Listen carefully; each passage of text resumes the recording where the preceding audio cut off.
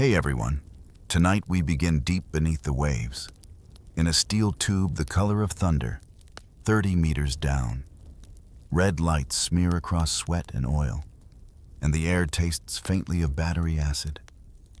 A hand hovers over the firing key. Someone counts under his breath. Bread is damp, coffee is diesel, and hope is a square of chocolate hidden in a sock.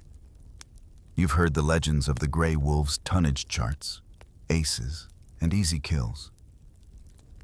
But the real U-boat war. It was an empire of pressure and silence, built on 10 seconds of waiting after fire, fed by fear that fell from the sky, and relentless as the North Atlantic in winter. This isn't just another chapter of World War II, it's strategy welded into iron, courage reduced to calories, and survival measured in meters of depth and breaths you can't spare. If unsealing history's darkest rooms helps you unwind, please like and subscribe. And hey, tell me in the comments, where are you tuning in from? And what sound still haunts you? The thump of a distant engine, the ping of a sonar, or the loudest silence you ever heard now? Kill the lights, lean in close, and dive with me beneath the thermocline where steel groans like an animal. Spotlights rip the night to shreds, and 10 heartbeats decide the rest of your life. Welcome aboard the iron coffin. Feel the cool, damp steel against your back as we begin. You are here, in this steel tube, nearly 100 feet down. The air is thick with the faint metallic tang of battery acid and the ever-present scent of oil and sweat. Red lights cast a low, unsettling glow, smearing across the grimy bulkheads and the tense faces of the crew. Ahead, the low, steady hum of the electric motors is the only sound a lullaby of the deep. You're on the attack, poised on the edge of a moment that will define everything. Up in the conning tower, a hushed voice, barely a whisper, confirms the target. Your heart, a drum against your ribs, seems to pound in time with the silent countdown. You imagine the commander, eye pressed to the periscope, his breath fogging the eyepiece for a fleeting second. The target filling the lens, a dark shape against the churning gray of the Atlantic. Every man in this cramped space holds his breath, a collective pause in the relentless ticking of time. The silence stretches, taut and fragile, a living thing within the metal skin of the boat. It feels like an eternity, those 10, 20 seconds, where the world outside ceases to exist, and only the heavy, shared anticipation remains. Tube 1, 3, 4, fire. The command is crisp, low, yet it cuts through the tension like a razor. You feel a subtle lurch, a shiver through the hull as the compressed air forces the torpedoes from their tubes. The rush of water, a brief, powerful hiss that quickly fades. Then, again, the profound, agonizing silence. It wraps around you, heavy and suffocating. You are counting. Everyone is counting a silent prayer, a desperate hope, as the torpedoes race toward their unseen mark. You imagine their smooth, silent run through the dark water, a predetermined destiny moving through the unseen depths. The air itself feels charged, thick with unspoken thoughts, with the weight of expectation. Your jaw clenches, a bead of sweat tracing a slow path down your temple. Then, a distant, muffled roar. Not a sudden, violent explosion, but a deep, resonant rumble that travels through the water, through the steel, and into your very bones. It's like the ocean itself has screamed. You feel the hull vibrate, a low thrum that resonates long after the sound itself begins to fade. Outside, in the frigid darkness, You know the sea has turned into a monstrous furnace, a giant blowtorch ignited beneath the waves. You picture the awful spectacle, timbers tearing apart, gallons of oil staining the water, debris, the shattered remains of a ship now scattered across the vast, indifferent ocean. The hydrophones, those sensitive ears of the deep, pick up the horrifying aftermath.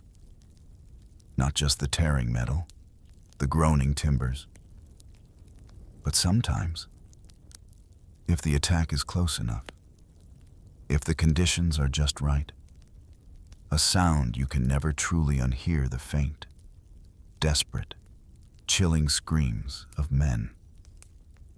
They are quickly swallowed by the sea, but their echoes linger in the confined spaces of your mind, a haunting reminder of the brutal cost of your silent war.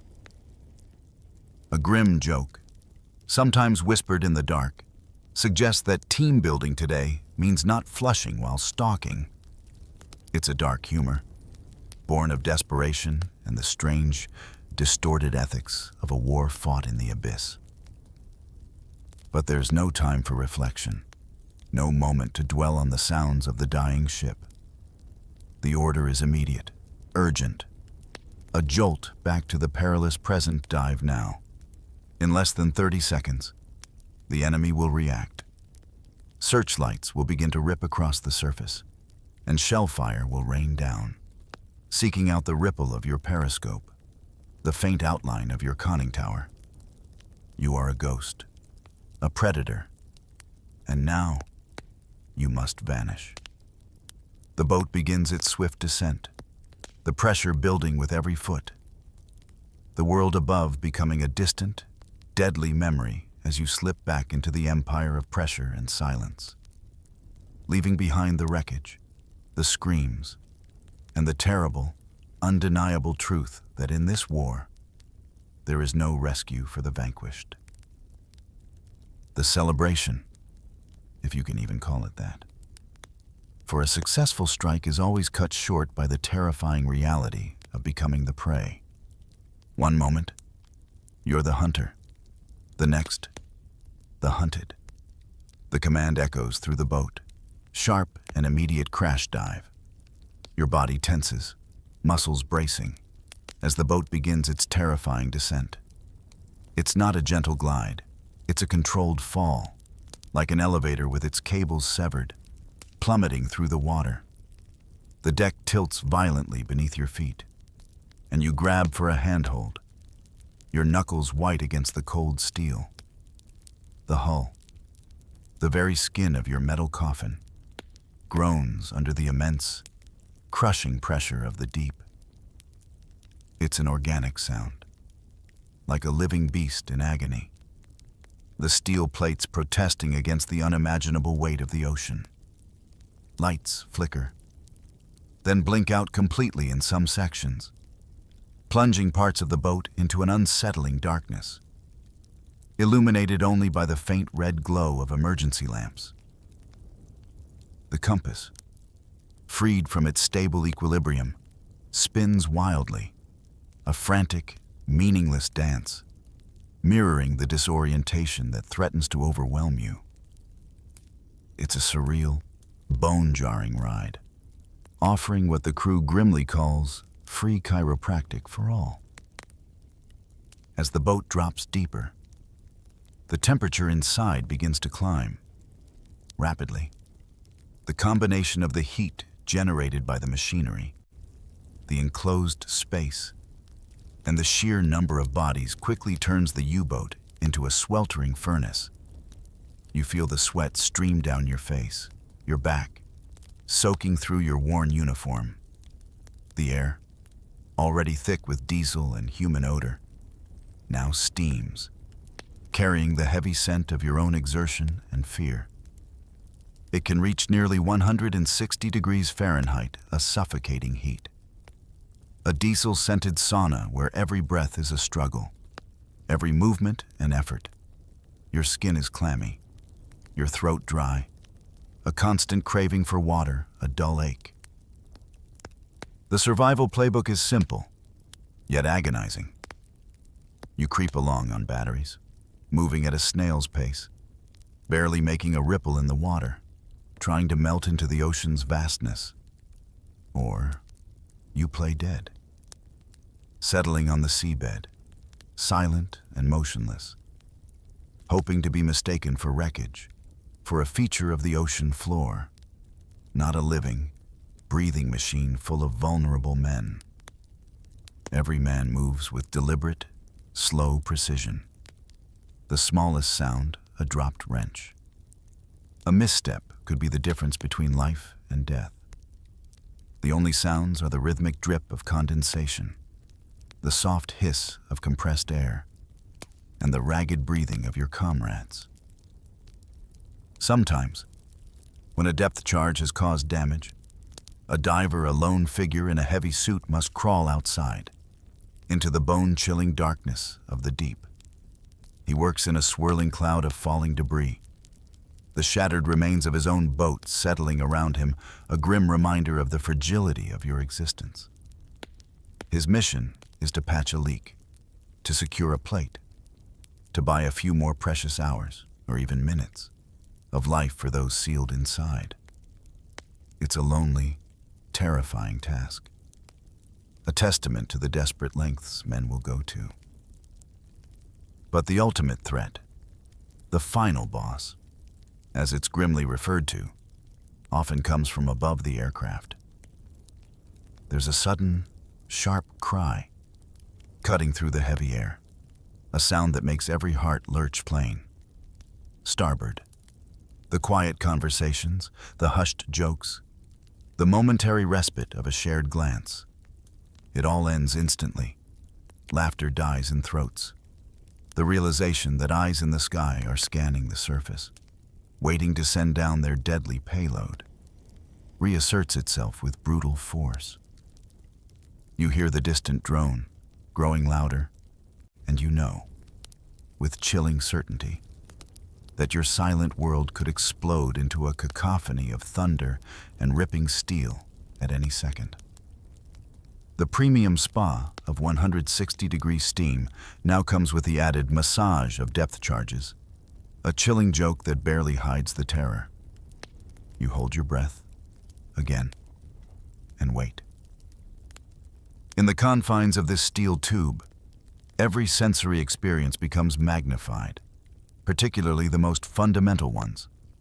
Life's necessities, water, food, and the most basic human functions take on a bizarre and often unpleasant new reality.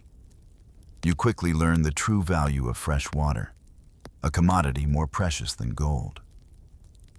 On average, the boat manages to supply about 63 gallons per day for the entire crew of over 50 men. This precious liquid is strictly rationed for drinking and cooking. Bathing, a distant luxury from another world, is completely banned.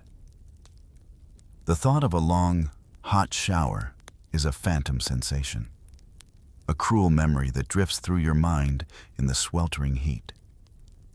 Your skin always feels a little sticky, your hair greasy, and the pervasive scent of unwashed bodies blends seamlessly with the ever-present diesel. Then there's the issue of the head, as the toilets are euphemistically called.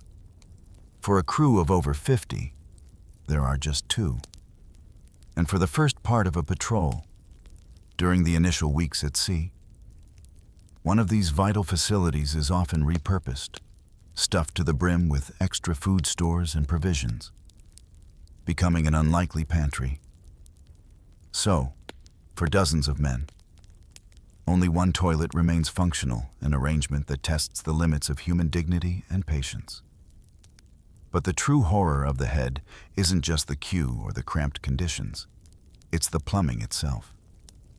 You learn very quickly and very harshly that flushing on a stalk is an absolute, non-negotiable taboo. The noise of the internal plumbing, the rush of water, the faint metallic clank, travels through the ocean with shocking clarity. It's like a neon sign, flashing brightly through the dark depths. screaming, "We're here." Any surface ship, any passing escort with its hydrophones searching the black water would pick up that telltale sound instantly.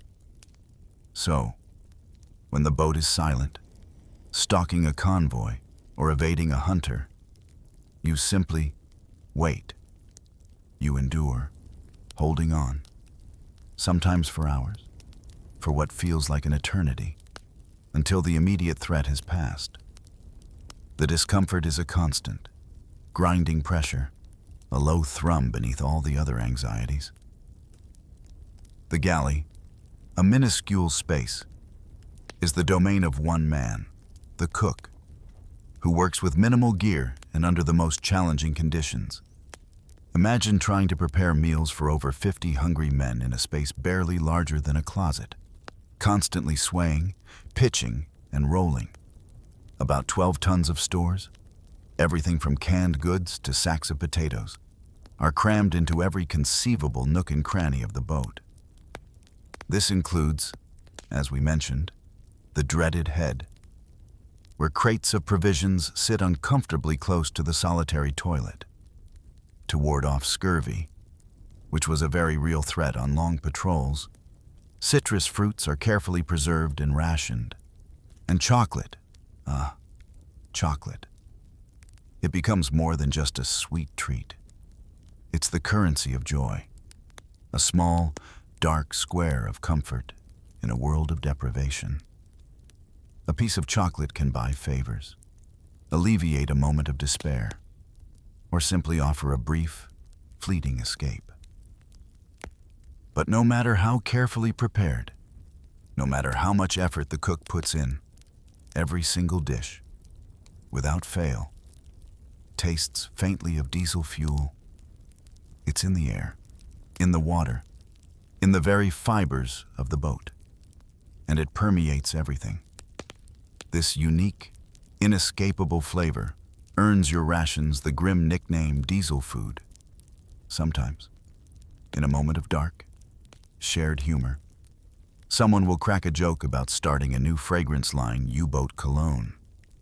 Notes of sweat, machine oil, and rust, with a hint of diesel. You might offer a weak, tired smile. Because in this enclosed world, the smells are as much a part of your existence as the sounds and the constant, chilling pressure outside the hull. These are the small, persistent realities of life in the iron coffin, chipping away at comfort, making every breath, every meal, every private moment a testament to sheer endurance. The world above, the world of newspapers and propaganda reels, painted a picture of the gray wolves, a formidable force. Legends of the deep, a terror to the Allied convoys. Even Winston Churchill, a man of iron will, admitted that the only thing that really frightened me was the U-boat menace. It was a potent image, a symbol of German ingenuity and defiance. But here, sealed within this metal tube, you understand the stark, brutal chasm between that myth and the reality of being a human being. A man of flesh and bone, encased in cold steel, battling not just the enemy, but the ocean itself, and the relentless, grinding pressure of simply existing. The phrase gray wolves conjures images of sleek, powerful predators. But the truth, the one you live every single day, is that you are just men. Young men, old men, men driven by duty, by fear, by a strange sense of adventure that quickly curdled into grim determination. You are humans, susceptible to cold, to heat, to hunger, to seasickness, to fear, to despair. And the ledger of death for these men is horrifyingly clear. Approximately 40,000 men served aboard German U-boats during the war. Of that number, a staggering 30,000 never came back. Pause for a moment and let that sink in. 75%. 3 out of every 4 men who stepped into these iron coffins never saw the light of home again. You live with that statistic every single day. It's not just a number. It's the empty bunks, the whispered names, the faces of comrades who simply vanished. 739 U-boats were lost during the war. The term iron coffins isn't a metaphor or a dramatic flourish. It's a chillingly accurate description. Each one, a steel tomb for the men inside, swallowed whole by the vast, indifferent ocean. You know that any patrol could be your last. You know that the ocean holds secrets it will never relinquish. And many of those secrets are the remains of your comrades and their boats. In the early days, there were moments of undeniable triumph. You remember the tales of U-47, commanded by Gunther Preen. In October 1939, how it boldly slipped into Scapa Flow, the heavily guarded anchorage of the British Home Fleet, and delivered a devastating blow to the battleship Royal Oak. These were the stories that fueled the propaganda, that drew young, eager recruits to the U-boat service. They spoke of glory, of daring feats, of national pride. But the reality, the one that clings to your clothes, that seeps into your skin, smells like sweat and diesel. It tastes of stale bread and metallic water. It feels like the constant tremor of the engines, the dampness that never leaves, the claustrophobia that presses in on you from all sides. Propaganda sells a narrative of heroism and easy kills. But you, down here, know the truth. It's a war of attrition, of grinding endurance, of fleeting moments of terror interspersed with long stretches of soul-crushing boredom and discomfort. The dark humor sometimes surfaces, a grim observation about the odds. Survival odds. Someone might quip, "Not recommended for betting," and you'd nod, a quiet understanding passing between you, because you know the house always wins in this game. To truly understand the U-boat war, you must first understand the space in which it was fought, the vessel that was both your protector and your prison. Let's imagine yourself moving through the interior of a Type IC, like the U-505 now resting in a museum, but once a living, breathing beast of the deep. This boat, for instance, stretched about 250 feet long, around 22 feet wide, and stood over 30 feet tall from keel to conning tower, with a draft of approximately 15 feet. It weighed nearly 1,800 tons, a colossal mass of steel, engineered for both stealth and destruction. Your journey inside this iron skin begins with the constant hum of power. 2 diesel engines, capable of generating around 4,000 horsepower, propel you on the surface, pushing the boat through the choppy waves. But once you dive, they fall silent, and 2 electric motors, delivering about 1,000 horsepower, take over, allowing you to creep through the depths at a submerged speed of roughly 7.7 knots. The air shifts. The vibrations change, a subtle alteration that you learn to recognize instinctively. As you navigate the narrow passageways, you're constantly brushing against cold, riveted steel. The occasional drip of condensation landing on your uniform. Every inch of space is utilized, every surface packed with equipment, supplies, or a comrade. Your weaponry is formidable 6 22-inch torpedo tubes, 4 forward and 2 aft, capable of carrying up to 22 torpedoes. On the surface, you also mount a 105 mm deck gun, and for air defense, a battery of 37 mm and 20 mm anti-aircraft guns. These tools of war are ever present, a constant reminder of your deadly purpose, the torpedoes often resting by your very bunk. The control room is the throbbing heart of this beast. It's here that the skipper barks his orders, where the helmsman steers, where the depth gauges and pressure indicators are meticulously monitored. This is the brain, the command center where every critical decision is made. Adjacent to it, the radio and sonar rooms, often housing the infamous Enigma machine, form the nervous system, extending your senses beyond the hull, listening for faint pings, deciphering cryptic messages. These are the spaces of intense focus, where men live on the razor's edge of information and reaction. But life on board isn't about spacious cabins or private quarters. A Type Line C typically carried a crew of about 54 men, yet there were only around 35 bunks. This brutal arithmetic led to the practice of hot bunking, a relentless cycle where your bed never truly cooled. As one shift of men scrambled out of their bunks to go on watch, another shift, exhausted and aching, would immediately climb in. Your personal space, your private sanctuary, was a shared, constantly occupied patch of mattress. You learned to sleep quickly, deeply, amidst the sounds of your comrades, the groaning of the boat, and the constant, subtle vibrations. You rarely knew who had just occupied your bed, only that it was still warm from their body heat. It's a true open-plan office. A dark joke goes, with no walls and torpedoes by your pillow.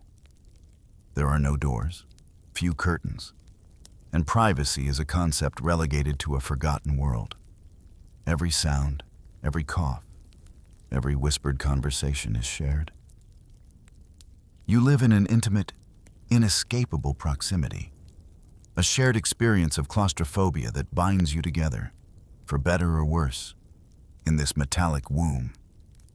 You learn to live not just asterisk with asterisk the boat, but asterisk within asterisk it, becoming an extension of its iron will, its machinery, its purpose.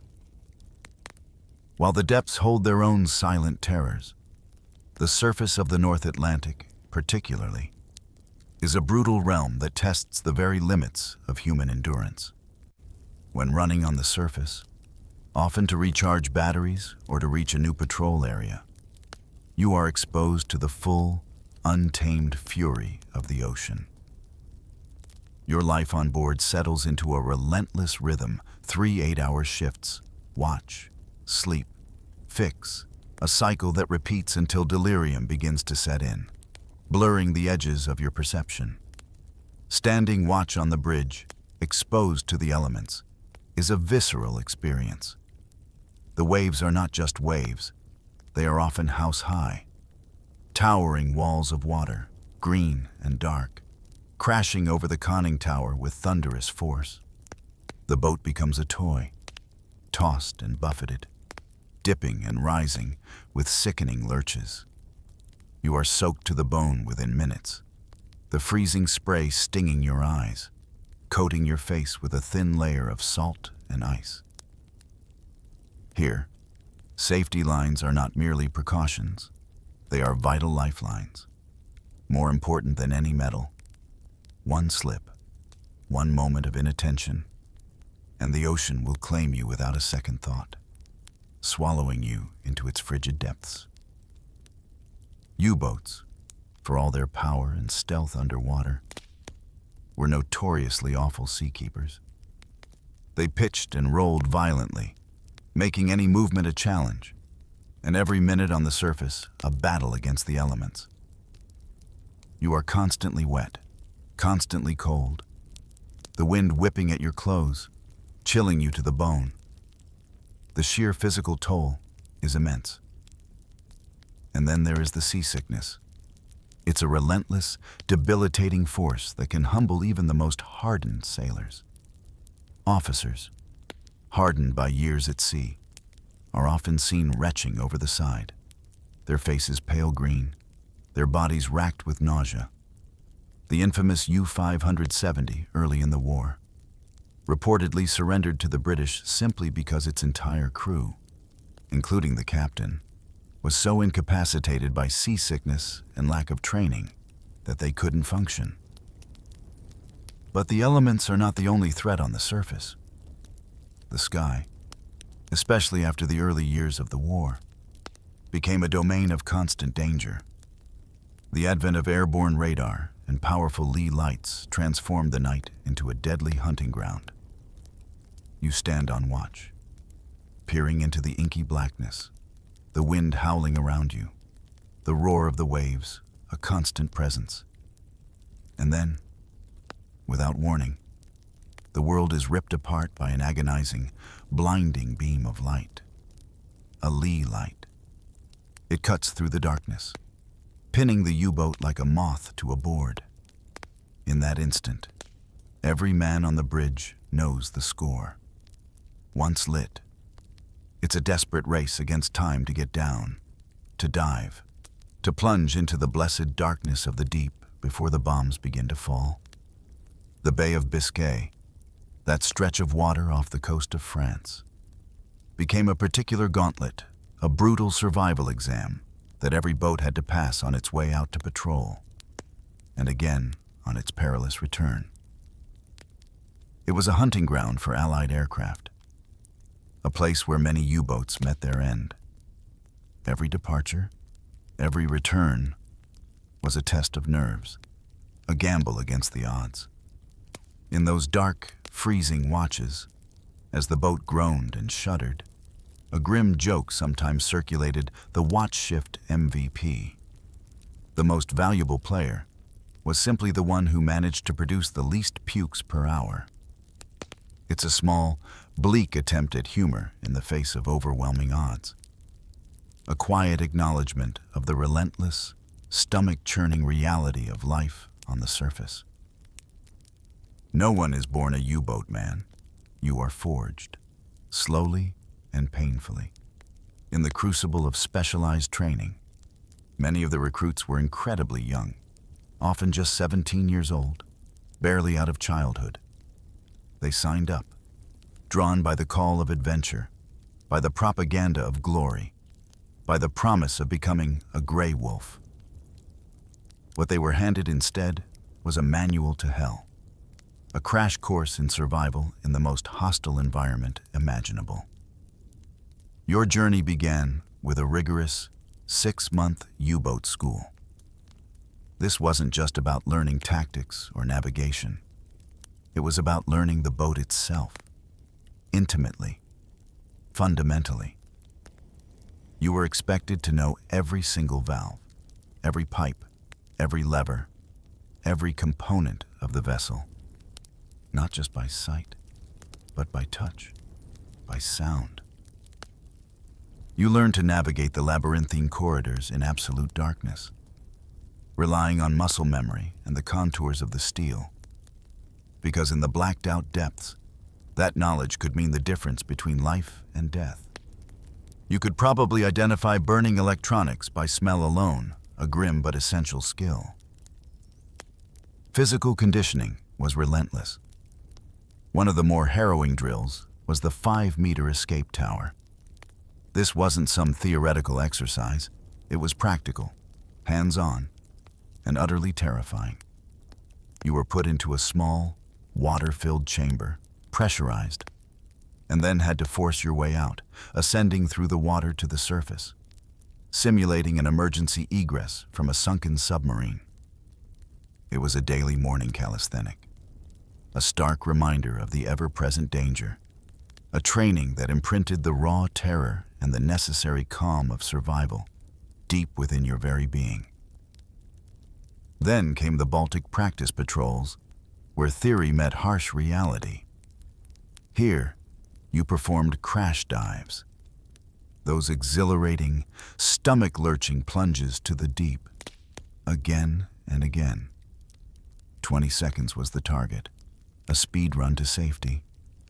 You learned to work as a single, coordinated organism with your crewmates, each man performing his task with precision and speed, racing against an invisible clock.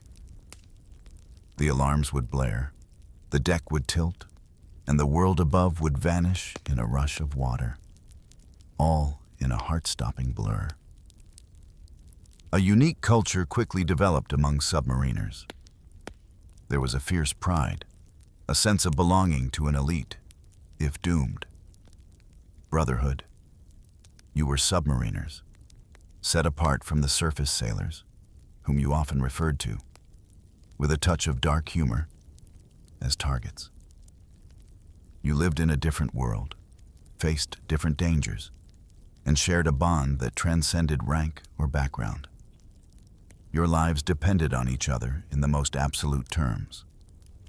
Within this tight-knit community, certain figures earned immense respect.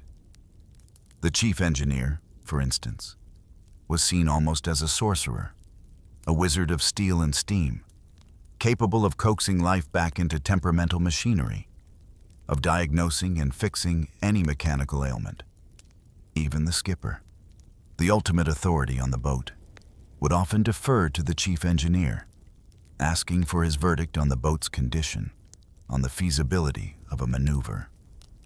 His word was often final, for he knew the deep, metal heart of the boat better than anyone. You learned that in this unforgiving world, competence and mechanical aptitude were often as critical as courage, and the hum of a well-running engine was the sweetest sound you could ever hope to hear. In the early years of the war, particularly from 1940 to 1941, there was a period that, in retrospect, was known as the happy times. It was a time of undeniable success, fueled by tactical superiority and the crucial acquisition of French bases. These concrete pens on the Atlantic coast significantly shortened the run-up to the patrol areas, reducing the perilous journey through the British-controlled channels. The kill rates were high, convoys were ravaged, and a chilling sense of invincibility permeated the U-boat command. There was a belief, a dangerous confidence, that no one can hunt us. This was, of course, until the Allies learned, adapted, and began to truly master their anti-submarine warfare. These were the days of the tonnage tables, where the sunk enemy shipping was tallied with a grim satisfaction, and the names of the aces, the successful U-boat commanders, shone brightly in the propaganda. Their photographs were emblazoned in newspapers, their daring exploits recounted. Yet, even in the bars back on shore, when the crews gathered, there was an unspoken agreement they avoided the names of the missing. The celebrations were always tempered by the silent knowledge of those who had gone out and simply never returned. As the war progressed and the threat grew, the U-boats were pushed further and further afield, extending their deadly reach across the globe. In 1942 and beyond, during what was grimly called drumbeat, U-boats appeared in unimaginable places. Imagine peering through your periscope and seeing the iconic skyline of Broadway in New York City, or stalking targets in the brightly lit waters of the Caribbean, where cities still refused to dim their lights despite the lurking danger. You were literally hunting in what felt like lit parks, a terrifying testament to the audacity of the U-boat campaign. You recall the patrols to Curaçao, Aruba, and Trinidad, where the vast oil harbors became infernos, the sky torched by the burning crude from tankers you had sent to the bottom. The heat, the humidity, the distant glow of the burning oil reflected on the undersides of the clouds. These were the strange, vivid memories of war in paradise. Then came the patrols to West Africa, a humid rust bath where the relentless dampness corroded everything, including morale, and the air hung heavy and still. Later, the vast, lonely expanse off South Africa, a 4-month patrol, alone against the sea, testing the limits of sanity and endurance. But perhaps the most extreme journeys were to the far, far Indian Ocean. You hear the whispers? The legends of U-862, a boat that reached the distant shores of Australia and New Zealand. It was a round-the-world journey, an epic voyage that pushed the limits of naval endurance. Yet, there were zero perks for such an incredible feat. No grand welcoming, no hero's parade, just the same grinding reality, the same diesel-scented air, the same constant threat, thousands of miles from home. You were a phantom, a silent threat, a testament to relentless, unwavering, and increasingly desperate determination, leaving your mark on the most distant reaches of the world, only to return to the same grim reality. The year 1943 marked a brutal turning point, a seismic shift in the war beneath the waves. It was the year when the sky truly owned the ocean, when the hunter often became the helpless prey. The Allies had made their advancements. Sophisticated airborne radar systems could now sweep vast stretches of the surface, even in the darkest night. The Lee Light, a powerful searchlight mounted on aircraft, could pierce the gloom and illuminate a U-boat, pinning it for the kill. And, perhaps most devastating of all, the secret of Ultra. The decrypted German Enigma messages gave the Allies an almost psychic ability to predict your movements, to lie in wait. The sky, once a relatively minor concern, now flipped the switch, turning your world upside down. The numbers speak a chilling truth. Over 250 U-boats were lost in 1943 alone. The gray wolves were no longer the apex predators. They were exposed, vulnerable, hunted. The ocean, once your sanctuary, became a vast, open killing field. Every time you surfaced, you felt eyes in the sky, a constant, pervasive sense of dread. The distant drone of an aircraft engine, once a rare sound, became a frequent, terrifying prelude to battle. The Allied escort vessels, too, grew far more lethal. Their sonar systems became sharper, more precise, pinging through the water, relentlessly searching for your presence. And their weapons evolved. The Hedgehog mortar, a terrifying device that fired a pattern of contact-fused charges ahead of the ship, meant that if they had a good lock on you, escape became a desperate gamble. You would hear the chilling, rhythmic ping-ping-ping of the active sonar, growing louder, closer, and you knew, with sickening certainty, that the boom could follow at any second. But the sky and advanced weaponry weren't the only enemies. For many, the war also moved to the desolate, frozen wastes of the Arctic. These were patrols through the white hell, a landscape of unimaginable cold and desolation. You had to chop ice daily, clearing the conning tower, the deck guns, the access hatches, just to keep the boat functional. Everything froze. The spray that crashed over the bow would instantly turn into a sheet of ice, coating the boat in a thick, treacherous layer. Even your curses, your desperate exclamations, seemed to freeze in the air. Life inside was no warmer. Your breath would condense in visible clouds, adding to the pervasive dampness. The cold seeped into your bones, numbing your fingers, your toes, making every task a struggle.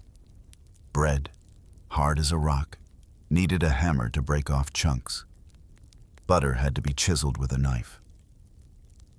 The endless polar night, the constant gloom, the vast white emptiness outside, combined with the extreme cold, began to numb not just your bodies, but your minds.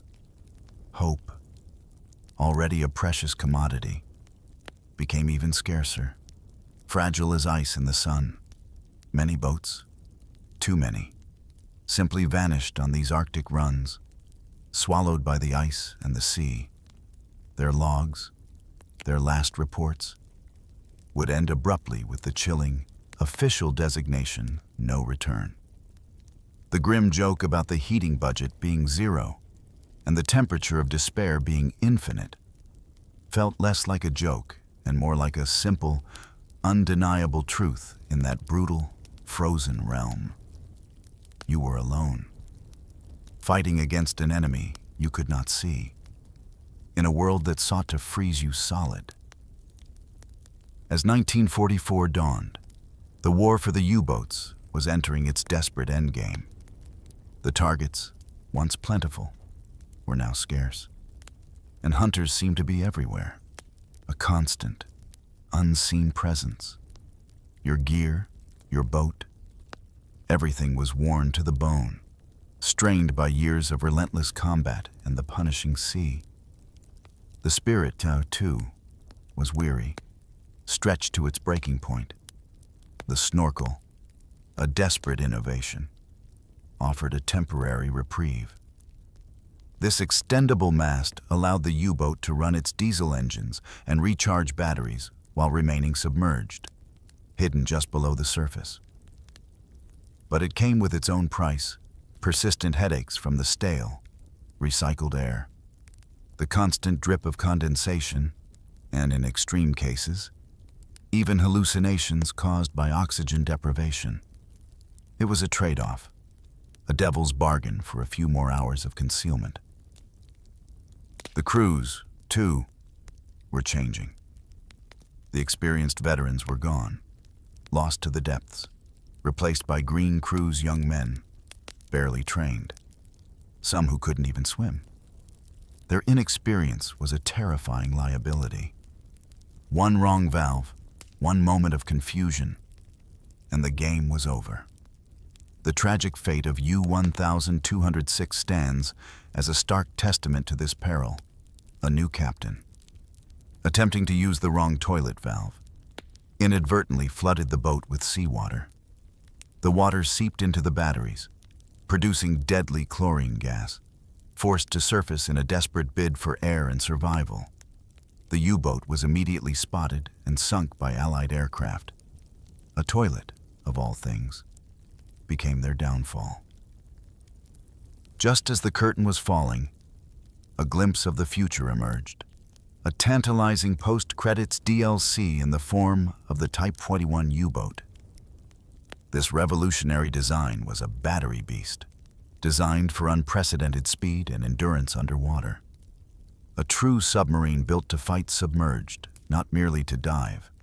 But it was too little, too late. Only a handful saw action, released after the credits had already begun to roll on the U-boat war. Then, on May 4th, 1945, the orders came. Cease operations. For many, it was an unimaginable command, a bewildering end to years of relentless combat. Some crews, in a final act of defiance or despair, scuttled their boats, sending them to the bottom to prevent capture. Others, with heavy hearts and weary souls, surrendered, bringing their iron coffins to Allied ports. A few, clinging to a desperate hope, managed to make a run for it, disappearing into the vastness of the Atlantic. Rumored to have reached places like Mar del Plata in Argentina. The U-boat war ended not with a bang, but a slow, weary fade. Today, the U-505 that Type IC we envisioned rests in a museum, her hull no longer groaning under the pressure of the deep, but holding silent stories within her steel skin. Yet, the legacy of those who served, the chilling reality of their existence, the courage and the terror, lives on. You can almost hear the ghostly echoes of the hull's groan, the distant ping of sonar, the stifling silence between the heartbeats. still living in the very bone and fiber of history, a quiet, profound reminder of the empire of pressure and silence, forever etched into the cold, dark waters of the North Atlantic. Imagine, if you will, the island nation of Great Britain, a verdant jewel set amidst the churning expanse of the Atlantic Ocean. For centuries, this ocean had been a highway, connecting it to distant lands and essential resources. But in the harrowing shadow of the Second World War, the Atlantic transformed from a mere route into the very lifeline of the British people, a pulsing artery through which flowed the sustenance of their survival. Without the continuous stream of food, vital raw materials, and the armaments from North America, the island would surely wither, its industrial heart ceasing to beat, its spirit and its very ability to wage war slowly extinguished. The stakes, therefore, were immeasurable. The fate of a nation, perhaps even the future of freedom, hung precariously on the oceanic currents. Across the gray, turbulent waters, another mind. Grand Admiral Karl Dönitz harbored a different, chilling vision. He understood this vulnerability with stark clarity. Dönitz, the architect and unwavering advocate of Germany's U-boat fleet, conceived a strategy he termed the tonnage war. His intent was not merely to harass Allied shipping, but to systematically suffocate Britain into submission by sinking merchant vessels faster than they could be replaced. His calculations were cold and stark. If his U-boats could eliminate enough cargo capacity, enough gross registered tonnage, or GRT, as the measure of a ship's carrying volume was known, then Britain's industrial heart would cease to beat, its people would starve, and its resolve would crumble. It was a war of attrition, fought not with grand battleships, but with silent hunters beneath the waves, seeking the soft underbelly of a vital supply chain. And for a time, in the early years of the conflict, Dönitz's vision seemed to take a terrifying hold. The year 1940 became known among the U-boat crews as the happy time, a period of almost unchecked success. The vast, empty stretches of the Atlantic offered little protection. Merchant ships, often sailing alone or in poorly defended small groups, became easy prey. Imagine the solitary freighter, a dark silhouette against the moonlit ocean, its crew tense with the knowledge of unseen predators. Approximately 471 such vessels vanished beneath the waves during this period, each sinking a testament to the U-boat's devastating effectiveness against isolated targets. Each loss was a quiet tragedy, a ripple of fear extending far beyond the immediate blast. This dark period intensified dramatically with America's entry into the war, initiating what the U-boat commanders gleefully dubbed the American shooting season in 1942. The eastern seaboard of the United States, unaccustomed to the cruelties of modern warfare, became a fertile hunting ground. The seemingly benign lights of coastal cities inadvertently silhouetted ships for the prowling U-boats. And for a period, anti-submarine defenses were tragically inadequate. During this devastating year, an astonishing approximately 160 ships were sent to the ocean floor. The sheer scale of destruction was almost unfathomable, a relentless drumbeat of loss that threatened to cripple the Allied war effort before it could truly begin. It was a stark reminder of the global reach of the conflict and the profound vulnerability of the most essential lines of supply. The apex of this dark tide arrived in November of 1942, a month etched into the memory of those who fought the Atlantic War. In that single, chilling month, an estimated 768,000 gross registered tonnage of shipping was lost to U-boat attacks worldwide.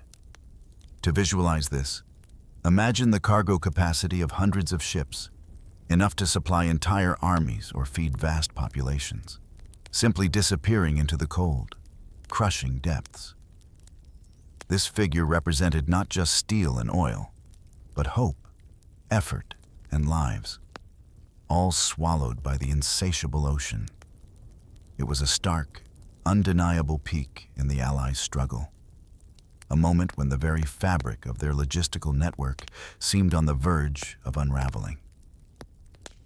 It was against this backdrop of escalating peril that Prime Minister Winston Churchill, with his acute understanding of both strategy and psychology, recognized the need to galvanize public and political will. He deliberately elevated the Battle of the Atlantic to a distinct, vital theater of war, equal in importance to any land campaign. Crucially, he also subtly shifted the language used to describe the enemy's underwater menace. Instead of the generic, almost benign term, submarines, Churchill insisted on referring to them by their German designation, U-boats. This seemingly minor change was, in fact, a powerful act of framing. U-boat carried a weight of foreignness, of insidious threat, distinguishing them as a particularly dangerous, almost mythical adversary. It underscored the unique and existential challenge they posed, reminding everyone that this was not merely naval skirmishing, but a desperate fight for survival, for the very breath of Britain. The whispers of the tonnage war echoed ominously across the waves. As the calendar turned, the vastness of the Atlantic Ocean continued to hold a particularly perilous secret for the Allied convoys. Deep within its expansive embrace lay a dreaded zone, a silent arena of vulnerability known to sailors as the Mid-Atlantic Air Gap, or more ominously, Torpedo Junction. Imagine a stretch of ocean, hundreds of miles wide, where the protective wings of Allied aircraft simply could not reach. It was a blind spot, a vast, indifferent void in the skies above, and it beckoned to the German U-boats like a lighthouse in a storm. In this crucial, unpatrolled expanse, the U-boat wolf packs could operate with near impunity, surfacing to recharge batteries, communicate, and track their prey without the constant, terrifying threat of aerial detection and attack. The convoys, once they passed beyond the range of land-based planes, were suddenly alone, exposed to the unseen menace beneath the waves, their vulnerability palpable in the vast silence. The Royal Canadian Navy, steadfast in its commitment, rapidly expanded its escort fleet, recognizing the dire need for more protectors to shepherd the vital convoys across the dangerous Atlantic. Their ships, though numerous, faced an uphill battle. By early 1943, despite these valiant efforts, the critical lack of very long range, or VLR, air coverage over the Mid-Atlantic Air Gap persisted. These specialized aircraft, capable of flying for extended hours and distances, were the missing piece. The eyes in the sky that could close Torpedo Junction. Without them, the Wolfpacks continued to reign supreme in this central oceanic corridor, their hunting grounds undisturbed by the shadow of a wing. Adding to the complexity of this underwater chess match, Germany possessed a formidable, if often overlooked, advantage, a sophisticated code-breaking unit known as the B-Dienst. This clandestine group of German naval intelligence experts had, with remarkable skill, cracked the British naval cipher number 3 in December of 1941. This breakthrough was a game-changer, granting Dönitz and his command an almost omniscient view of Allied convoy movements. Imagine the quiet satisfaction in a German war room as they received decrypted messages, revealing the precise routes, speeds, and destinations of the Allied merchant fleets days in advance. This intelligence allowed Dönitz to direct his U-boat wolfpacks with surgical precision, guiding their group attacks directly into the paths of unsuspecting convoys, transforming the vast ocean into a carefully orchestrated trap. Buoyed by these early successes and the perceived vulnerability of Allied shipping, Germany embarked on an ambitious program of U-boat construction. The numbers tell a stark tale of this aggressive expansion from a fleet of 39 operational U-boats at the outbreak of war. In 1939, the strength of the underwater menace had swelled to approximately 300 by early 1943. This surge in numbers was intended to overwhelm the Allied defenses, to multiply the threat across the Atlantic and beyond. Each new U-boat, sliding silently into the cold embrace of the sea, represented another potential hunter, another blade aimed at Britain's vital lifeline. Yet, even as the U-boat fleet grew, unforeseen pressures began to mount on the Allied side, further straining their already stretched resources. The Allied landings in North Africa, codenamed Operation Torch, and the subsequent campaign in Tunisia in late 1942 and early 1943 siphoned off a significant number of precious escorts and naval resources from the crucial North Atlantic routes. These ships, desperately needed to protect convoys laden with food and supplies for Britain, were diverted to guard troop transports and supply convoys destined for the Mediterranean theater. It was a painful but necessary strategic choice, fragmenting the Allied naval strength at a critical juncture in the Atlantic struggle. Furthermore, the urgent fuel demands of the North Africa campaign imposed a subtle yet significant constraint on the convoys still traversing the main Atlantic routes. To conserve fuel for these demanding operations, convoys were often forced to maintain specific, less efficient speeds and were limited in their ability to perform complex, evasive maneuvers against U-boats. Imagine a massive, lumbering convoy, its captains knowing that every turn, every change in speed, consumed precious fuel that was needed elsewhere. This restriction meant they were less agile, less able to zigzag and weave away from the pursuing U-boat wolf packs, making them even more vulnerable as they sailed through the perilous waters, particularly in the dreaded mid-Atlantic air gap.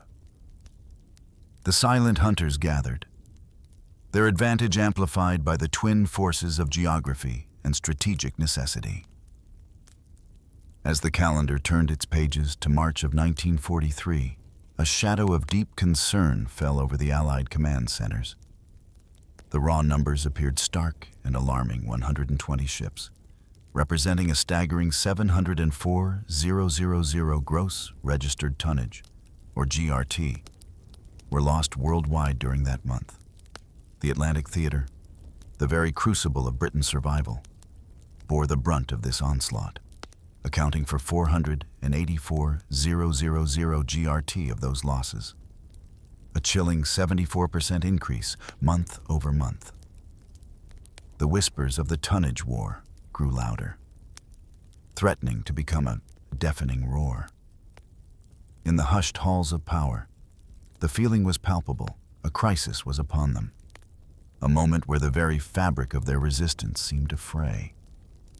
The relentless march of sunken ships across the tracking room maps painted a grim picture, suggesting that Dönitz's audacious strategy might, indeed, be succeeding. In response to this perceived escalating crisis, a pivotal shift in Allied naval doctrine began to take root. A crucial British memo circulated, articulating a bold and almost desperate new philosophy. Its message was clear: the time for evasion, for merely attempting to skirt around the U-boat wolf packs, was over. That strategy, born of necessity and vulnerability, was proving insufficient. Instead, the memo urged, the Allies must now actively fight the convoys through the packs. This meant a more aggressive posture, a willingness to engage the U-boats head-on, to defend every ship with fierce resolve. It was a call to arms on the high seas, a signal that the Allies, despite their losses, were ready to meet the German challenge with renewed defiance, transforming their passive defense into a more proactive, pugnacious stance. However, beneath the surface of these alarming statistics and urgent directives, newer research and a deeper analysis of the events of March 1943 began to paint a more nuanced picture. While the losses were undeniably severe, they were, in fact, concentrated in two particularly brutal convoy battles. This specificity suggested that the widespread, systemic crisis many feared might not be quite as pervasive. Furthermore, a closer examination revealed that only 31% of all convoys traversing the Atlantic in March 1943 were actually attacked by U-boats. This figure, though still significant, was notably lower than the 52% of convoys attacked during the peak month of November 1942. This quiet revelation began to offer a subtle glimmer of hope, hinting that perhaps the U-boat's reach, while deadly, was not as ubiquitous as the raw sinking numbers initially suggested. Indeed, when one stepped back and looked at the broader canvas of the first quarter of 1943, a more encouraging trend emerged. The overall sinkings during this period were actually lower than those recorded in any single quarter of the previous year, 1942. This was a testament to the myriad, often unheralded, improvements already being implemented by the Allies, from better convoy organization to nascent technological advancements. While each loss remained a tragedy, the aggregate data suggested that the relentless, escalating curve of sinkings that had defined 1942 was beginning to flatten, perhaps even subtly decline. The tide, imperceptibly at first, might just be turning. And as the grim calculations of sunken GRT continued, another, more hopeful set of figures began to emerge from the Allied shipyards. The diligent efforts of workers across North America and Great Britain were yielding results. New ships were sliding down the ways at an unprecedented pace. By March 1943, the net tonnage actually favored the Allies. They had, despite the heavy losses, added approximately 2 million gross registered tons overall to their merchant fleet.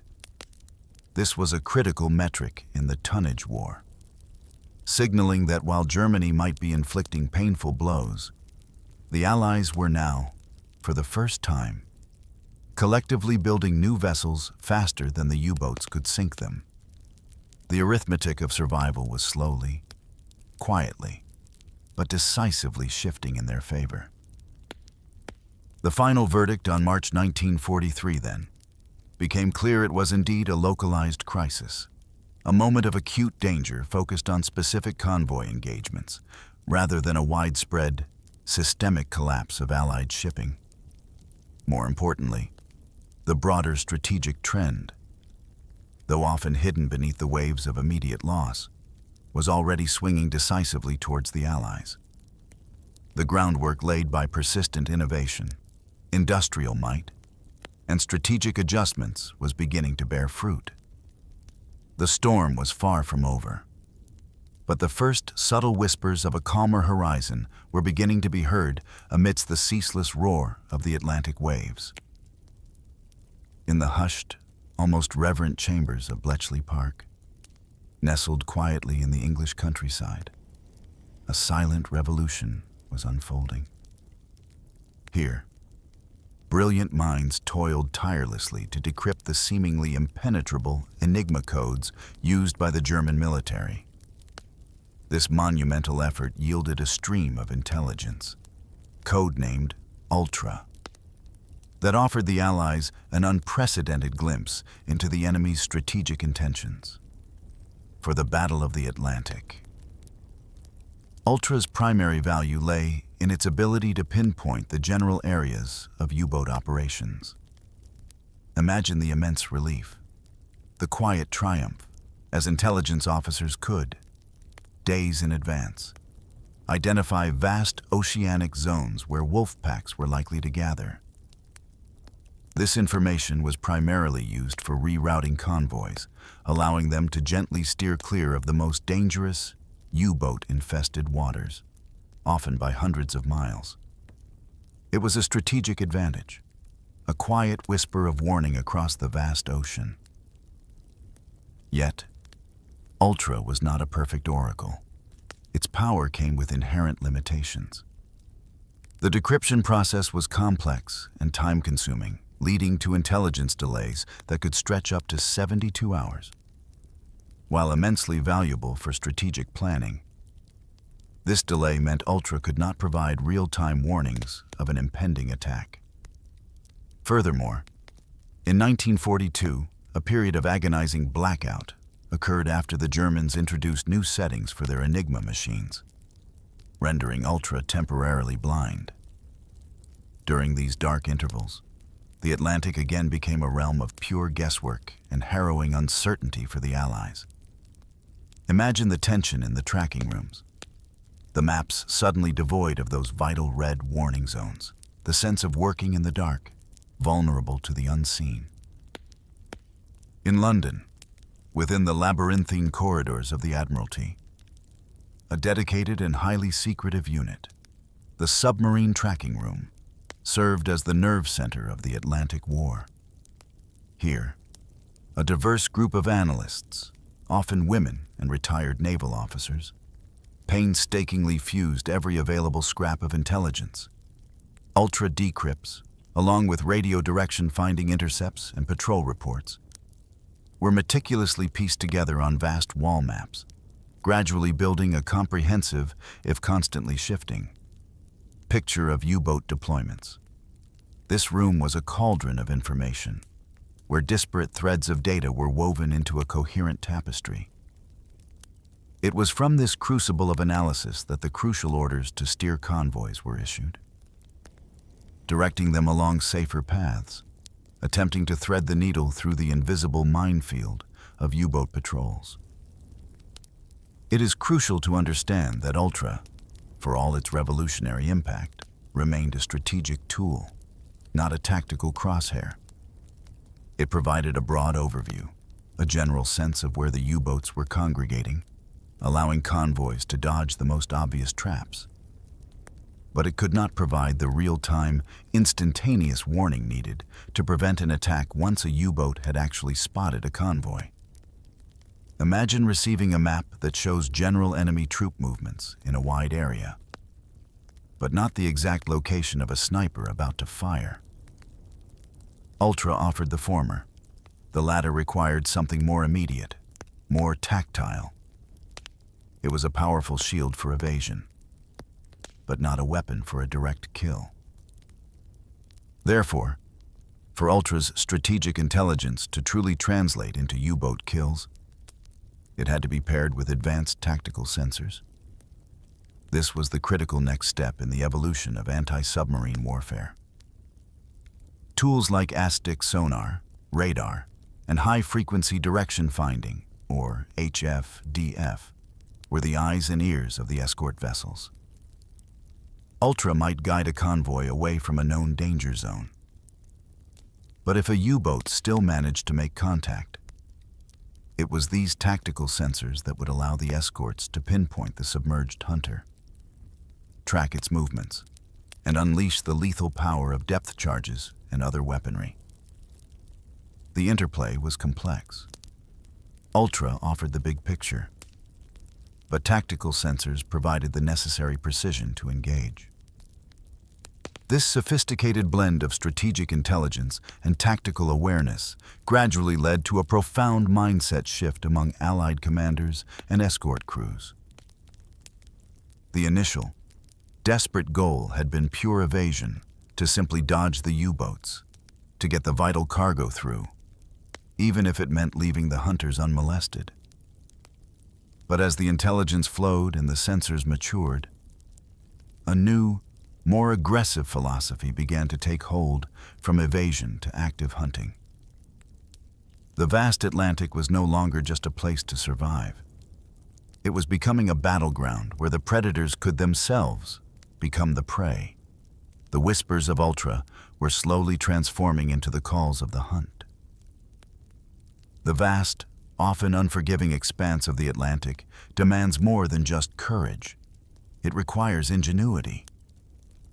As the Battle of the Atlantic intensified, the Allies recognized the critical need for advanced tools to combat the silent, submerged threat. One of the earliest and most vital of these was ASTIC, an acronym for Anti-Submarine Detection Investigation Committee, which we know today as sonar.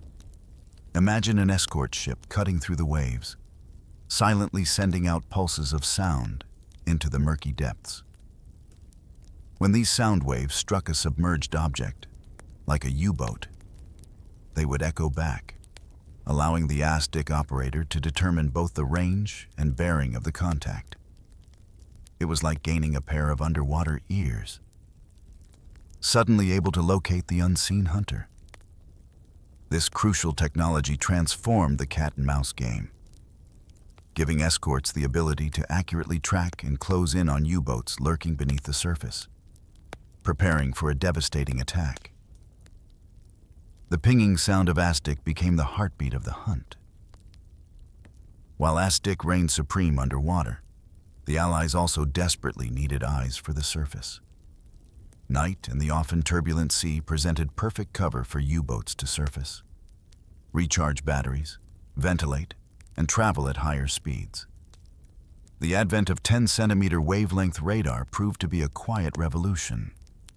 Unlike earlier, longer wavelength radars which struggled in the sea clutter caused by waves, this new, shorter wavelength radar could effectively spot the small, surfaced silhouette of a U-boat, even on a choppy night or in low visibility.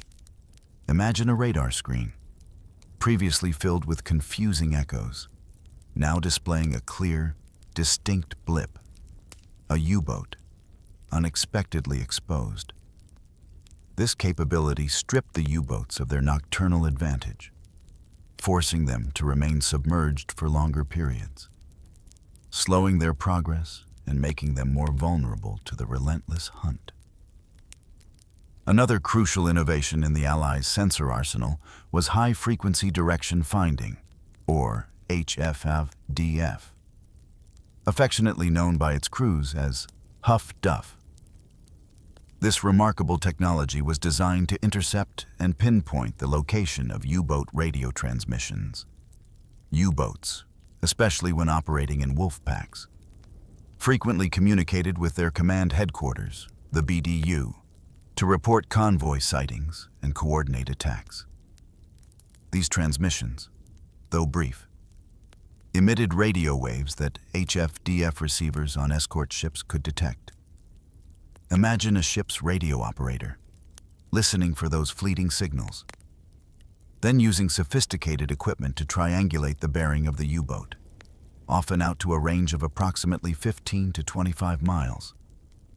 This meant that an escort could effectively read the radio bearings of a U-boat, even if it was out of visual or radar range, and set a course for an intercept, turning the hunters into the hunted. The ability to detect U-boats was only half the battle. The other half was sinking them. Early depth charges, dropped blindly, often missed their mark. But as the war progressed, anti-submarine firepower matured significantly. The introduction of Hedgehog mortars marked a major leap forward. This weapon launched a pattern of small, contact-fused projectiles ahead of the attacking ship, exploding only upon direct impact with the U-boat. This was a critical improvement, as it allowed the escort to maintain sonar contact during the attack run. Unlike depth charges, which required the ship to pass over the target before dropping. Alongside Hedgehog, improvements in pattern depth charges, released in precise arrays to create a larger, more destructive underwater explosion pattern, drastically raised the kill probabilities. The terrifying shock waves of these barrages could now buckle the sturdy hulls of U-boats, ensuring their destruction. With these evolving sensors and improved weaponry, the role of Allied escorts underwent a profound transformation. They were no longer merely passive screens, defensively positioned to protect the convoys by sailing alongside them. Instead, escorts evolved into proactive hunters, equipped and trained to conduct aggressive sweeps, actively seeking out U-boats that might be lurking nearby. Imagine a destroyer, its crew now confident in their tools, breaking away from the convoy to chase down a HFDF bearing or a radar contact, turning the fight to the enemy. This shift in doctrine, from simply defending to actively seeking and engaging, marked a pivotal moment in the Battle of the Atlantic. Eyewitness accounts from U-boat crews vividly capture the terrifying effectiveness of these mature anti-submarine tactics. The shock of a depth-charge barrage, the concussive force rattling the very bones of the submarine, the terrifying screams of protesting metal, the sudden loss of power, and the desperate, frantic scramble to surface or dive deeper. These harrowing descriptions paint a stark picture of the relentless pressure Allied escorts could now bring to bear. The silent hunters found themselves increasingly trapped, no longer invisible. Their once secure underwater realm transformed into a suffocating, bomb-laden prison. The growing symphony of destruction, orchestrated by these new sensors and weapons, heralded a shift in the balance of power beneath the waves. In the quiet, often overlooked corners of the war effort, brilliant minds were approaching the seemingly intractable problems of the Atlantic from an entirely new perspective. This emerging field was known as operations research, and at its forefront was Professor Patrick Blackett and his dedicated group of civilian scientists and mathematicians. Blackett's team, armed not with torpedoes, but with slide rules and statistical analysis, delved into the vast amounts of data being generated by the convoys and U-boat attacks. Their meticulous analysis often yielded surprisingly simple, yet profoundly impactful solutions. One of Blackett's most significant findings challenged conventional naval wisdom. His group concluded that bigger convoys, coupled with a proportionally larger number of escorts, were both safer and far more efficient. This counterintuitive finding led to a fundamental shift in convoy organization. Historically, the standard had been to pair approximately 6 escorts with about 24 merchant ships. Blackett's research demonstrated that by consolidating ships into much larger convoys, say, approximately 8 escorts protecting 48 ships, the level of protection per merchant vessel remained the same, or even improved, while simultaneously freeing up a significant number of precious escort ships. Imagine the quiet revelation in the Admiralty: fewer individual convoys, each with more defenders, meant less exposure to U-boat patrols overall. This mathematical truth, derived from careful study, allowed the Allies to maximize their limited resources, a quiet victory in the war of attrition. The strategic brilliance of this change quickly became apparent. The escorts that were freed up by the implementation of larger, more efficient convoys were not simply sent to port. Instead, they were organized into highly effective, agile mobile support groups. These specialized groups were designed to be flexible, unburdened by the need to shepherd a specific convoy from start to finish. Their mission was clear: to reinforce any convoy that came under heavy U-boat attack. Imagine a convoy battling a relentless wolf pack, its escorts stretched to their limits, when suddenly, over the horizon, a fresh, powerful support group arrived, bristling with radar, sonar, and fresh crews. This ability to rapidly surge combat power to a point of crisis was a game-changer, transforming isolated defensive struggles into coordinated, overwhelming offensives against the U-boats. Alongside these organizational and strategic shifts, the Allies also implemented a wide array of standardized procedures, ensuring that every escort ship and every convoy commander operated with a unified approach. This included rigorous protocols for HFDF reporting, ensuring that U-boat radio transmissions were quickly and accurately pinpointed and shared across the fleet. Convoys were trained in coordinated evasive turns, executing complex maneuvers simultaneously to throw off the U-boat's aim. Most crucially, however, was the development of highly effective, coordinated counterattack doctrines.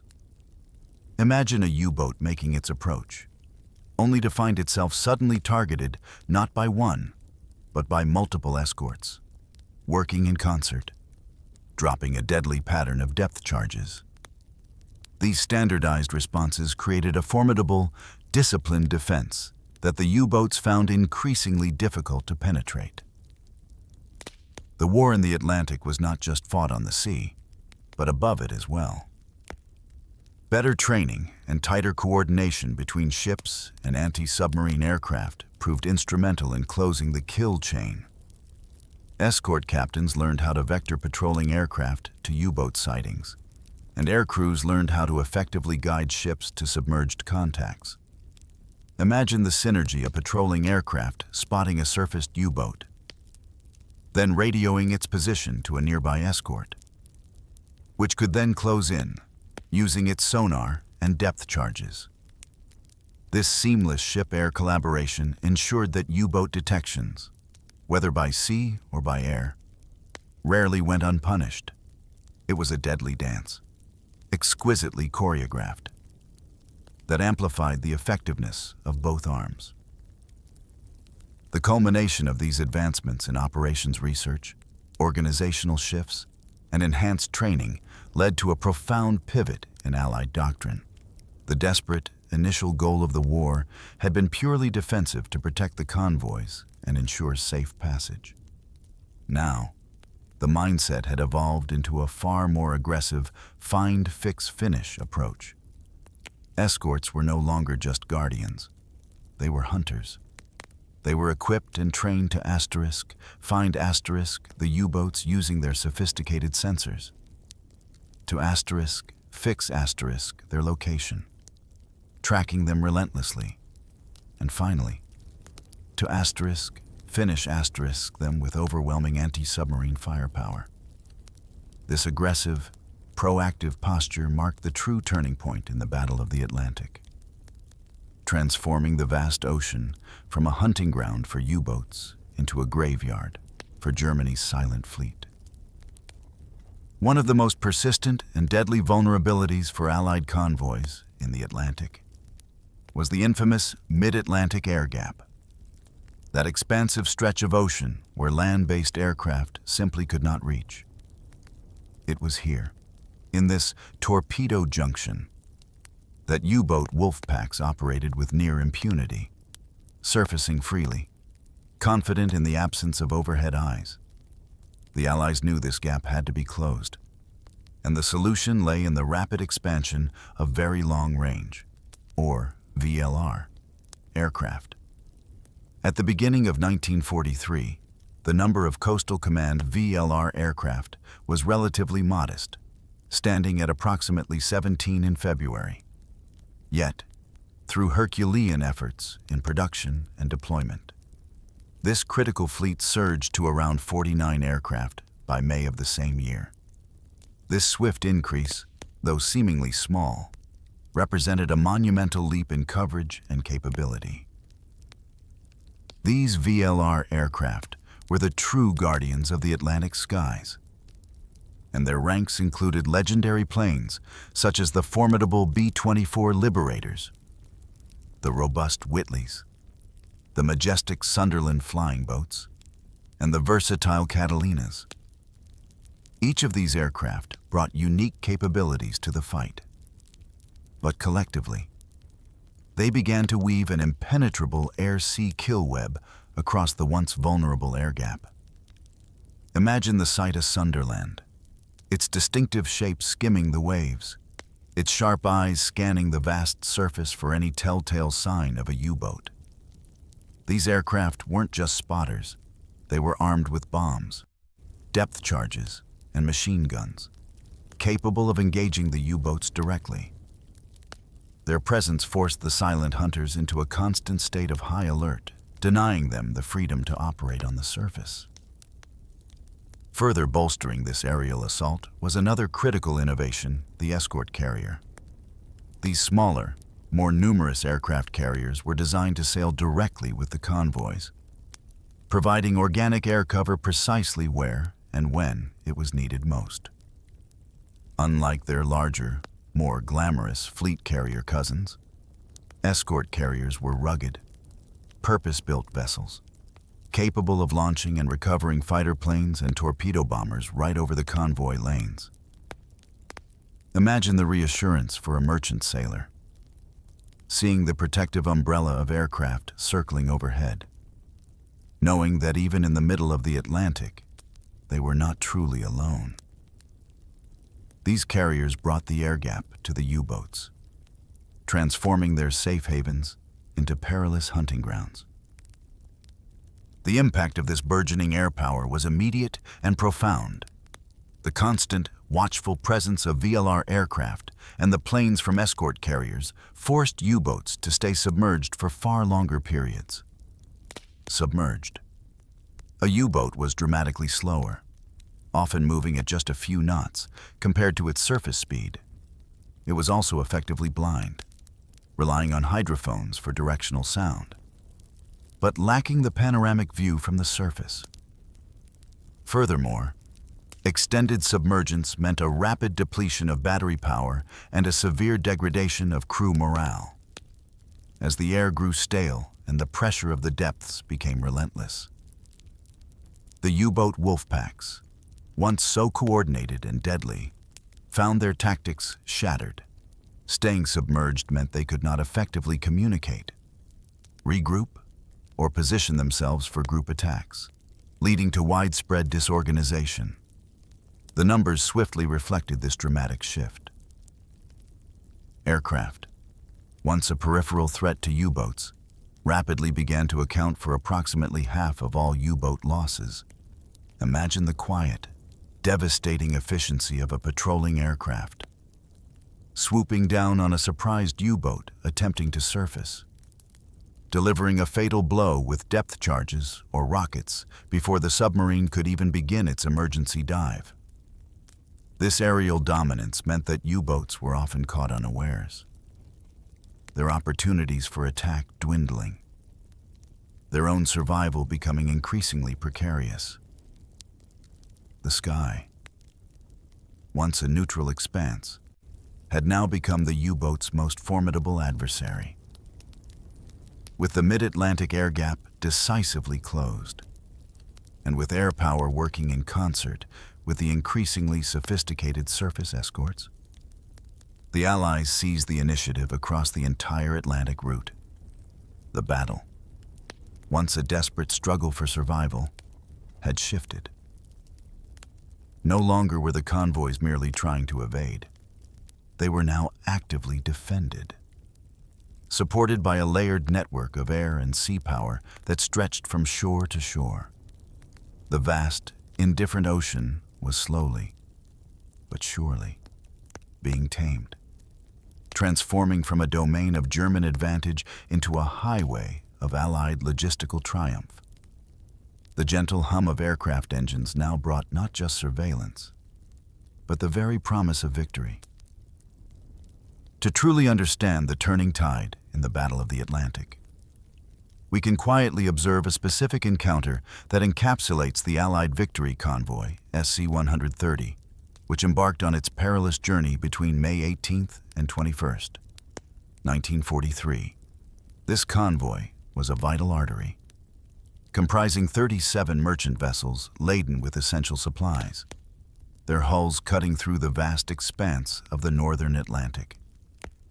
Protecting them was a formidable escort group of 8 warships, a significant improvement in numbers and capabilities. Crucially, Several of these escorts were equipped with the latest technological marvels, the ability to pinpoint U-boat radio signals with HFDF, and the penetrating vision of 10-centimeter radar, designed to pierce the darkness and the sea clutter.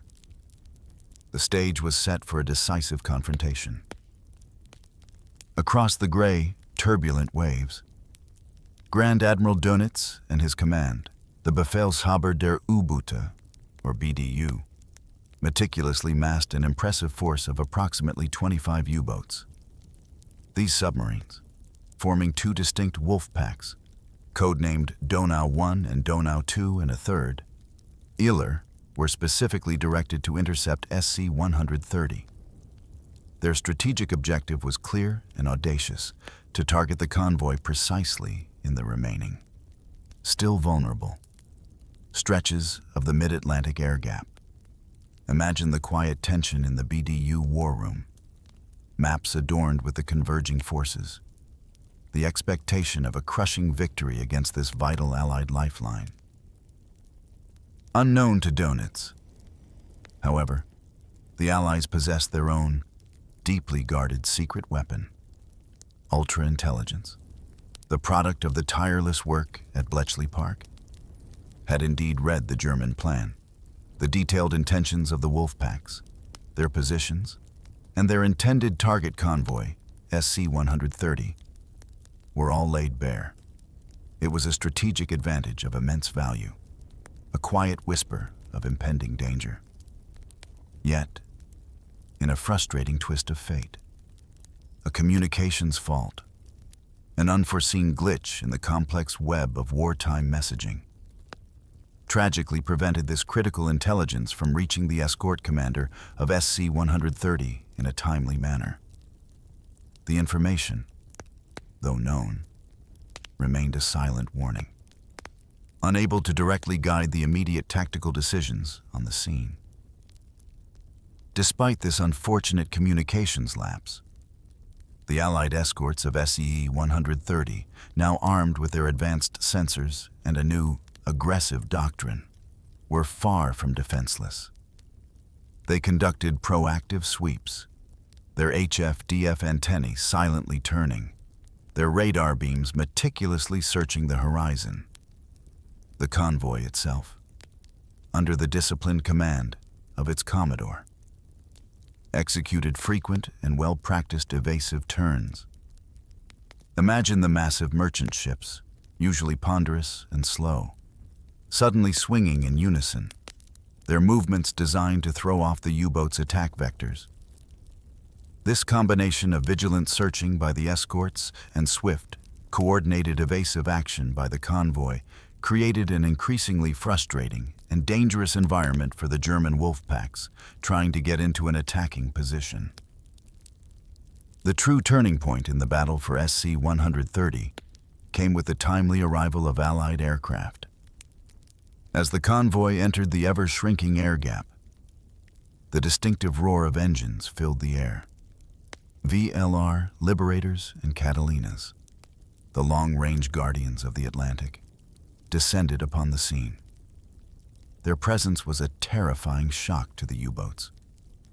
With bombs and depth charges, the aircraft aggressively hunted the surface submarines, forcing them to remain submerged, draining their batteries and disorganizing their attacks. Imagine the U-boat commanders, their plans for a coordinated surface assault shattered, now struggling blindly beneath the waves, their wolf pack fragmented and unable to communicate effectively. The sky, once a sanctuary for U-boats, had become a relentless, watchful predator. The result of the battle for convoy SC-130 was a quiet, resounding victory for the Allies. A stark testament to the strategic shifts and technological advancements.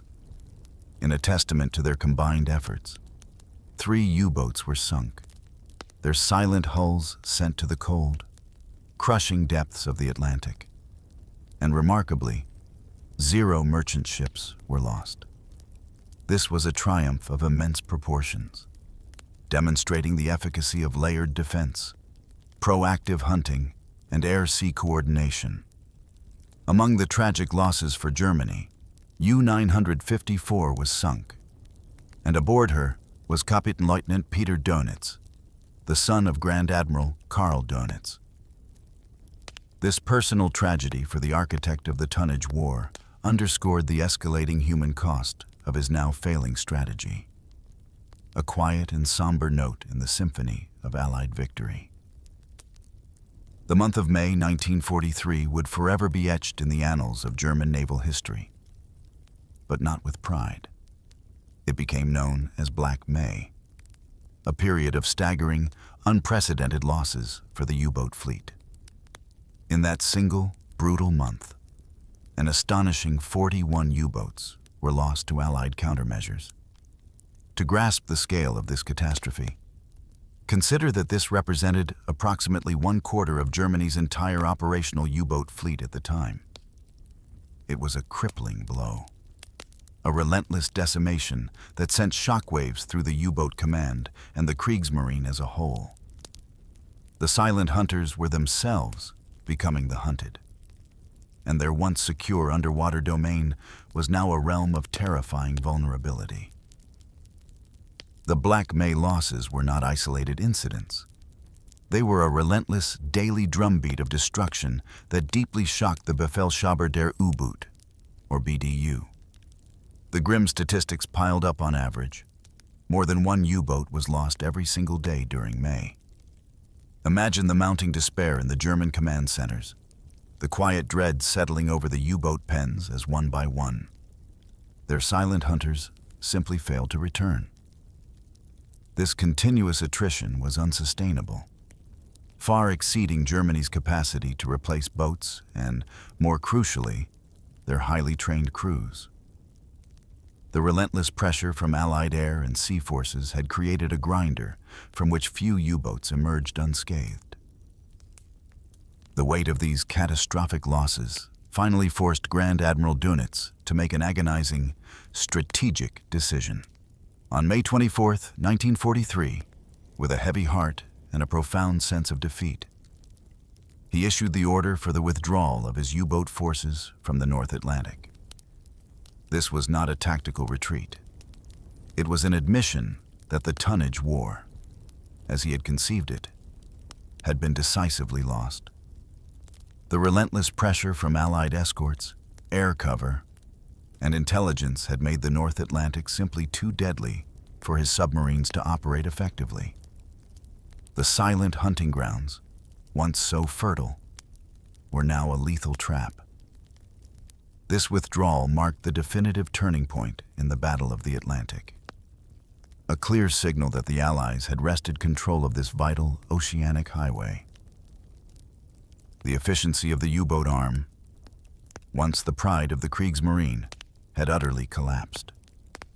Earlier in the war, during the happy time of November 1940, U-boats were sinking an average of approximately 430 tons of shipping per boat per day. By January 1943, this devastating efficiency had plummeted to a mere 65 tons per boat per day.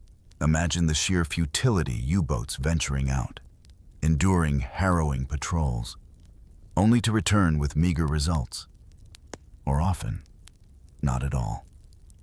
This dramatic drop in effectiveness underscored the profound impact of Allied countermeasures, making each patrol a costly and often fruitless endeavor for the German crews.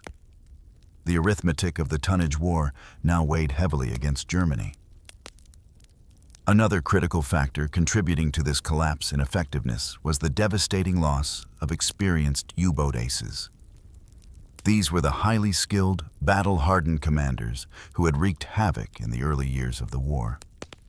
They had been killed, captured, or simply worn out by the relentless strain. By 1943, many of the new U-boat skippers had only a handful of patrols under their belts. Perhaps just one or two.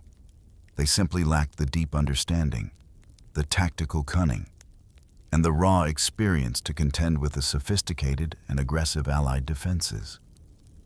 Imagine these young, often overwhelmed commanders, facing a gauntlet of radar, sonar, and aircraft, a far cry from the relatively easy hunting of the happy time. The quality of the U-boat leadership had been severely degraded. The grim statistics ultimately painted the most telling picture of Germany's failure in the Atlantic. Out of the approximately 850 U-boats that were built and crewed during the entire war, an astonishing 3/4, roughly 75%, never managed to damage a single merchant ship. This figure speaks volumes about the overwhelming effectiveness of the Allied defense and offense, particularly in the later stages of the war. It reveals a quiet, monumental triumph of intelligence, technology, and sheer human endurance. The U-boats, despite their initial terror, ultimately failed to sever Britain's lifeline, and in doing so, ensured the flow of vital supplies that would ultimately lead to Allied victory. The waves of the North Atlantic now held the quiet echoes of a decisive, strategic defeat. The Battle of the Atlantic, a struggle of profound strategic importance, ultimately saw Germany's defeat despite their initial, terrifying successes. The reasons for this crucial loss are multifaceted. A tapestry woven from interwoven threads of intelligence, technology, and strategic miscalculation. One of the most significant factors was a fundamental intelligence failure on the part of Germany's BDU. Grand Admiral Dönitz and his command simply underestimated the speed and effectiveness with which the Allies developed and deployed critical technologies, the silent precision of high-frequency direction finding, the night-piercing vision of 10-centimeter radar, and the strategic foresight provided by ultra-decrypts. Imagine the quiet confidence of the U-boat commanders, believing their radio transmissions were safe, their surface movements undetected, only to be ambushed by an unseen foe. This underestimation proved fatal. Furthermore, Dönitz's command structure, while efficient, was heavily reliant on radio communications. U-boat wolf packs, to be effective, needed constant direction from the BDU. These frequent radio transmissions, however, served as silent beacons for Allied intelligence. They exposed the U-boats to the relentless scrutiny of HFDF, allowing escorts to home in on their positions, and crucially, they provided the raw material for ultra-decrypts. Imagine the frustration a U-boat commander needing to report a convoy sighting, knowing that every Morse code burst was a potential death sentence.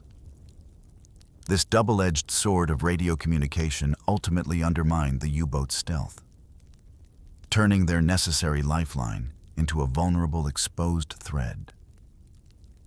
Adding to Germany's woes was a critical misallocation of resources and strategic priorities. The Luftwaffe, Germany's Air Force, prioritized other theaters of war and largely starved the U-boat arm of sustained air cover.